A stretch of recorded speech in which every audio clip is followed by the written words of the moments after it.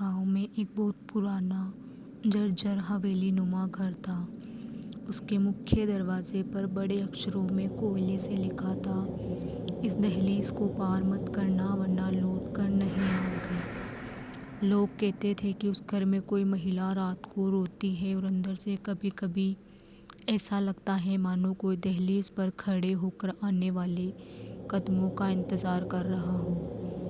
20 साल से उस घर में कोई नहीं गया था सिवाय एक शख्स के नाम राजवीर। राजवीर गांव में ही रहता था, पर हर रात 12 बजे उसके कमरे में अजीब सी आवाज़ें आती।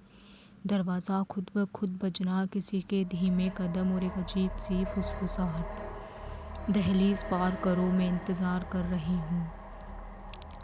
राजवीर को बचपन से ही इस हवेली की ओर खिंचाव महसूस होता था। उसकी दादी उसे हमेशा मना करती, कभी उस घर के पास भी मत जाना, वहाँ एक अनुष्का की आत्मा बंधी हुई है, जो उसे देख लेता है वह उसका हो जाता है। लेकिन राजवीर इन बातों को अंधविश्वास मानता था। एक रात आकाश में काली आंधी चल रही थी। राजवीर अकेला सड़क पर जा रहा था। उसे अचानक वही फुसफुसाहट सुनाई दी, राजवीर दहलीज पार करो। सामने वही पुरानी हवेली थी। अंदर से पीले रंग की हल्की रोशनी और किसी के चलने की आवाज़ आ रही थी, जबकि घर में ना बिजली थी ना कोई रहता था। राजवीर बिना सोचे बस अंदर चला गया। दहलीज पार करते ही उसके पीछे का दरवाज़ा खुद ही जोर से बंद हो गया। हवेली का अंदरूनी हिस्सा बिल्कुल वैसा था जैसा सपना हो या डरावना भ्रम। दीवारों पर पुरानी तस्वीर थी, सबकी आंखें हट चुकी थी, मानो उसे घूर रही। ऊपर की मंजिल से एक लंबे बालों वाली सफ़ेद साड़ी पहने लड़की धीरे धीरे सीढ़ियों पर उतर रही थी। उसकी चाल सामान्य थी, जैसे हवा में तैर रही हो। तुम आखिर आ ही गए राजवीर।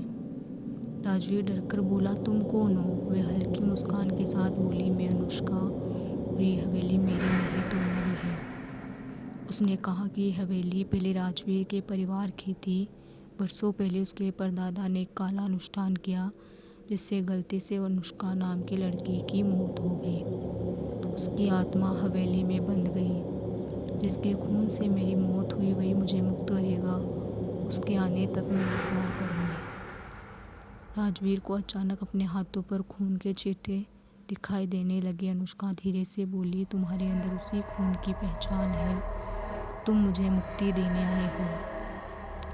हवा भारी होने लगी। कमरा अंधेरे में, दीवारें तेजी से कांपने लगी।